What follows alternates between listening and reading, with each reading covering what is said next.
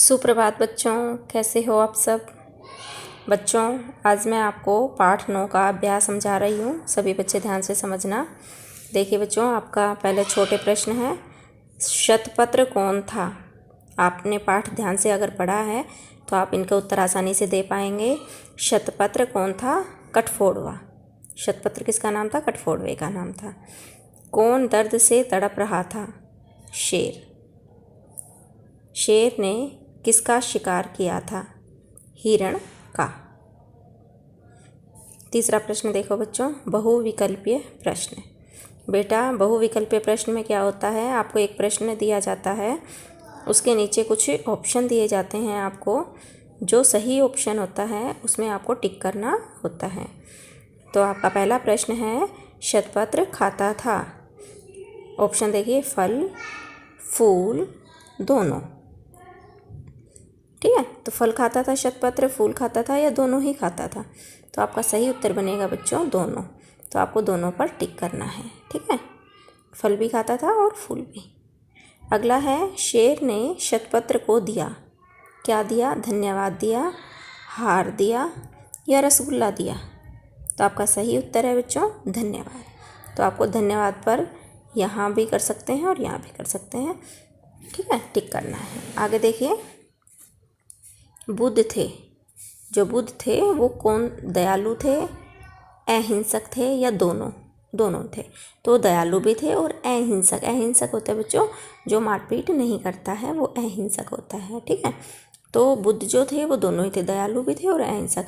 तो आपको दोनों पे टिक करना है। ठीक है, आगे देखिए, रिक्त स्थान भरो। आपको खाली स्थान भरने हैं।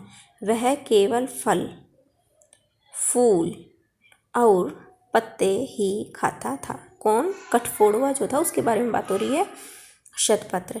ठीक है, वो फल खाता था, फूल खाता था और पत्ते ही खाता था। आगे देखिए है, एक दिन शतपत्र पेड़ पर बैठा हुआ था। पेड़ पर कौन बैठा था? शतपत्र। आपको यहाँ खाली स्थान में क्या भरना है बच्चों? शतपत्र। तभी उसे किसी के कराहने की आवाज़ सुनाई दी। तो यहाँ क्या भरोगे बच्चों? कराहने। दुख दर्द में जब हम रोते हैं तो उसे कराहना कहते हैं। खालिस्तान ने शतपत्र की बात मान ली। किसने बात मानी शतपत्र की? शेर ने। ठीक है, तो यहाँ भरना है बच्चों शेर। आगे है बच्चों आपका मिलान करो, मैचअप जिसे आप कहते हैं। तो ये आपको एक दूसरे से जो सही है वो मैच करना है। शतपत्र। शतपत्र कौन था बच्चों? कठफोड़वा। तो कठफोड़वे से मिलाएंगे। शेर वनराज, वन का राजा। भगवान जो बुद्ध थे वो कैसे थे? परोपकारी थे। बोधिसत्व कौन थे? बुद्ध थे, महात्मा बुद्ध। और कठफोड़वा जो था वो क्या था? शाकाहारी। ठीक है, ये इस तरह से आपका मिलान का क्वेश्चन हो गया है। आगे देखिए बच्चों, सही वाक्य पर सही तथा गलत वाक्य पर क्रॉस लगाओ। पहला वाक्य है बच्चों, दूसरे कठफोड़वे भी फल फूल खाते थे। इसमें पाठ में बताया था कि जो शतपत्र था वो भला था, परोपकारी था। ठीक है, दूसरों का भला चाहता था, इसलिए वो फल फूल पत्ते खाता था। लेकिन जो दूसरे कठफोड़वे थे वो कीड़े मकोड़े खाते थे। तो ये चीज़ गलत है, ये सेंटेंस जो वाक्य है वो गलत है, इसलिए हम यहाँ पर क्या लगाएंगे? गलत का क्रॉस का निशान लगाएंगे। ठीक है, अगला वाक्य है बच्चों, पेड़ के नीचे शेर दर्द से कराह रहा था।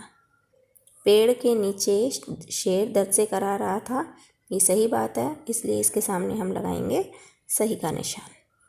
अगला है, शतपत्र के द्वारा हड्डी निकालने पर शेर उसे खा गया। क्या ये सही है? नहीं, शेर ने उसका धन्यवाद किया था। ठीक है, खाया नहीं था, इसलिए ये बात गलत है। तो क्या निशान लगाएंगे? क्रॉस का। ठीक है, शतपत्र ने हड्डी निकाल दी। शतपत्र ने क्या करी? हड्डी को निकाल दिया, ये सही है, तो यहाँ पर टिक लगाएंगे। उससे आगे है, शतपत्र बुद्ध थे। शतपत्र जो था कठफोड़वा वो कौन था वास्तव में? महात्मा बुद्ध ने कठफोड़वे के रूप में जन्म लिया हुआ था। तो शतपत्र बुद्ध थे, ये सही बात है, इसलिए यहाँ सही का निशान लगाएंगे। तो ये क्वेश्चन आपका हो गया बच्चों। आगे देखिए,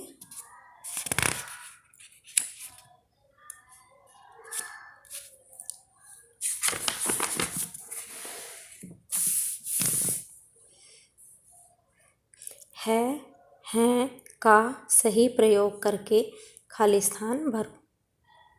है, देखो दोनों ही है, लेकिन अंतर क्या है बच्चों, इस वाले जो दूसरा है इस पर अनुस्वार लगा हुआ है, मतलब बिंदु लगा हुआ है, अनुस्वार है ये। ठीक है, तो जब हम एक वचन के लिए है का प्रयोग करते हैं तो बिंदु नहीं आता है, ये होता है। ठीक है, लेकिन जब हम इसी को ही बहुवचन के लिए बच्चों प्रयोग करते हैं तो आता है हैं, उस पर हम बिंदी लगाते हैं। ठीक है, हैं।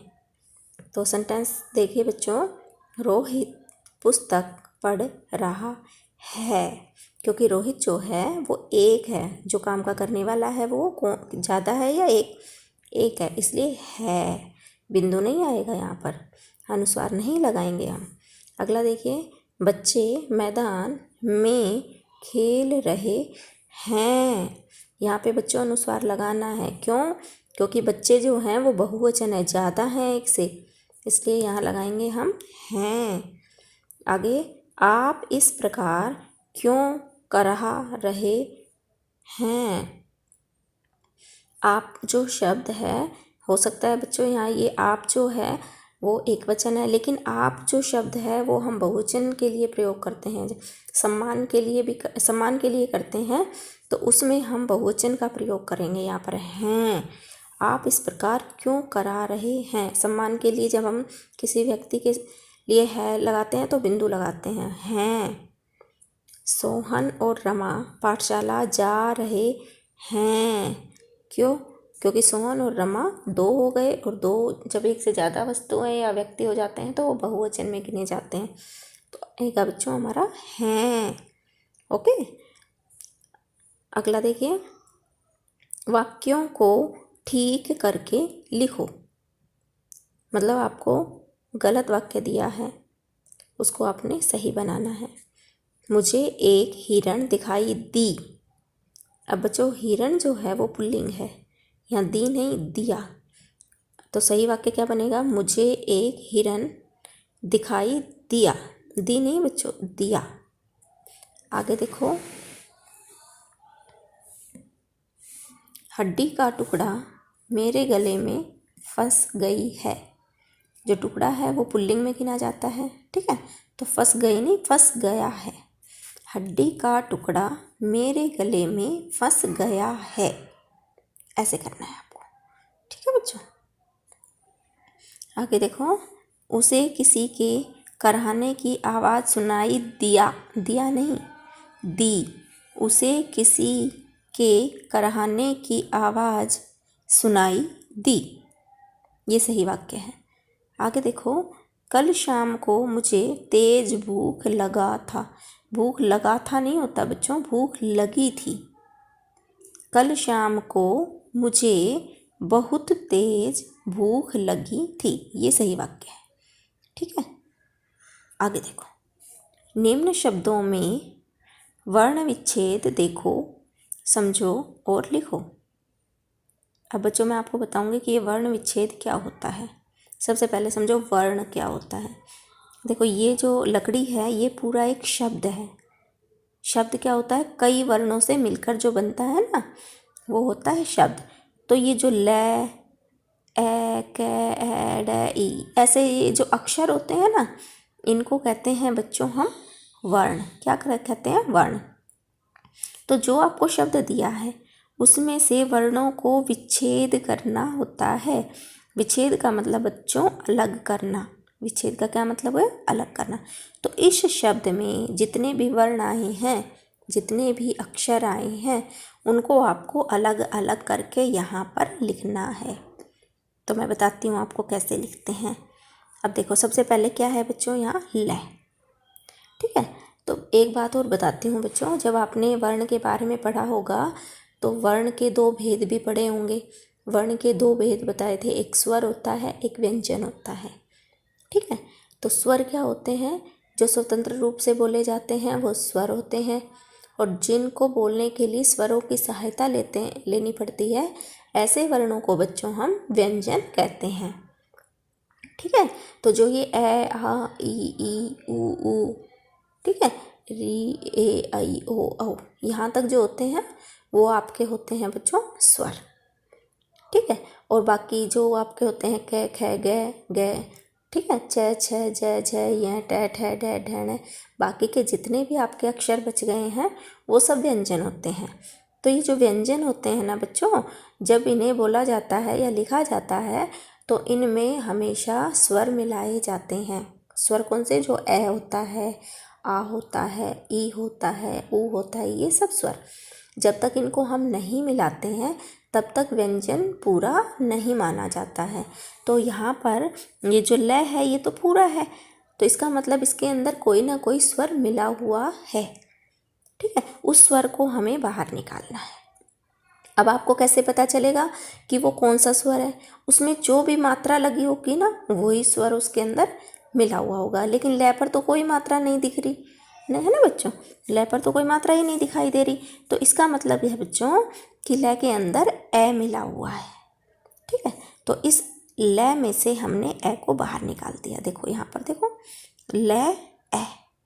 लेकिन जब बेटा हम ए को जब बाहर निकालेंगे ना तो ये ल जो है ये आधा हो जाएगा, ठीक है। तो आधे को दिखाने के लिए हम कैसे लिखते हैं बच्चों? इस ल के नीचे ये एक निशान लगाते हैं ऐसे करके, इसको हलंत बोलते हैं बच्चों। ये निशान हमने जब लगाया तो इसका निशान का मतलब ये हो गया कि ल हमारा आधा है और इसमें क्या मिला हुआ था? ए। वो हमने प्लस का साइन लगाकर यहाँ साथ में इसके लिख देना है। तो इसका मतलब ल कंप्लीट हो गया हमारा। अब किसकी बारी है बच्चों? कै की, ठीक है। ऐसे ही कै में भी कोई मात्रा नहीं लगी है, इसका मतलब इसमें भी ए मिला हुआ है। तो कै में से फिर हम ए को बाहर निकालेंगे और जब ए को बाहर निकालेंगे तो ये कै कैसा बन जाएगा? आधा। और आधा करने के लिए हमें क्या करना पड़ेगा? हलंत लगाना पड़ेगा यहाँ पर, मतलब ये निशान लगाना पड़ेगा। तो कै भी हो गया हमारा। अब उसके बाद आता है डी, ल कै डी, अड़े। अब इसमें कौन सी मात्रा है बच्चों? बड़ी ई की। इसका मतलब कौन सा स्वर मिला है इसमें? बड़ी ई। तो आपको क्या करना है? डे के नीचे तो वही निशान लगाना है और प्लस में क्या लिखना है? बड़ी ई। क्या लिखोगे? बड़ी ई। ऐसे आपका वर्ण विच्छेद हो जाएगा। ल ए जो है बच्चों ल बन गया, कै ए कै और डे ई डी, लकड़ी, ऐसे बनता है। अगला देखो, टुकड़ा। ट में से हम बच्चों क्या बाहर निकालेंगे? क्या? ऊ। छोटा ऊ की मात्रा है तो हम छोटा ऊ यहाँ पर बाहर निकाल देंगे और ट के नीचे फिर से वही निशान लगेगा। तो हमारा ट ऊ टू। कै में कोई भी मात्रा नहीं है तो ए है इसमें, इसका मतलब।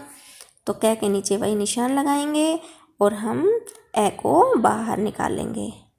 इसके बाद आता है डा, अड़ा, ठीक है। अड़े में आ की मात्रा, तो इसमें से क्या बाहर निकलेगा फिर? आ। तो आपने डे के नीचे निशान लगाना है और आ को बाहर निकाल देना है। तो हमारा टुकड़ा ट ऊ टू, कै ए कै, डे आ डा, टुकड़ा। ओके।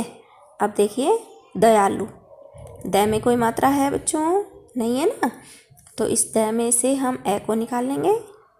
फिर यह पर तो आ की मात्रा है तो यह में से हम आ को बाहर निकाल लेंगे और इसी तरह ल में से हम ऊ को।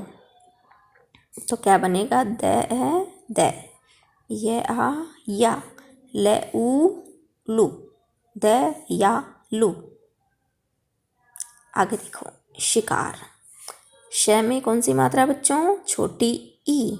तो श में के नीचे निशान लगाओ हलंत का और छोटी ई को बाहर निकालो, ठीक है। अब आता है का।